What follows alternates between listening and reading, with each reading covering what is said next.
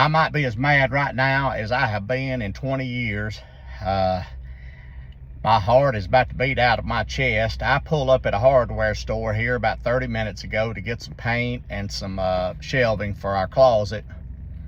And I pull in, and a truck pulls in beside me, a couple of guys in it. I didn't think nothing else about it. And I just get out of the car, and they get out of the truck. We're walking in, and I could hear the snickers from the guy that was driving. Had an old red hat on, and I could tell they was making fun of my shorts that I had on. You know, these big, loud, bright, look like loudmouth shorts or whatever. But I didn't think nothing of it, whatever. And I went on about my business, and I was walking through there, and I came back through the paint section, and there the one guy stood, the one that was doing the snickering, and just out of the blue, he says, you must have got ready in the dark this morning. And I said, I'm not sure what you're talking about. And he said, by the looks of them britches you got on, you got ready in the dark. And I didn't really know what to say. And I took a deep breath, and I said, well, to each his own or whatever. And I went on about my business, but I come close to saying a word or two I shouldn't have said. So I go get my paint. I get two little pieces of shelving, and I'm walking back through there, and his buddy's standing over there beside him. And I be a son of a gun, he says to his buddy, he says, hey, you need to get you a pair of bloomers like that old boy's got on. And when he said bloomers, I'd had enough. And so I walked over and I said, well, what is your problem with what I got on? Sir, I don't even know you. This guy was probably in his mid-40s, maybe early 50s. I said, I don't even know you. And he didn't say nothing. I said, I ain't said nothing about all that eczema you got on your face.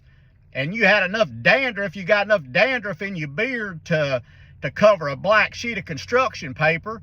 And what about that skull running down the side of your lip? You must not have brushed your teeth this morning or brushed them in the dark.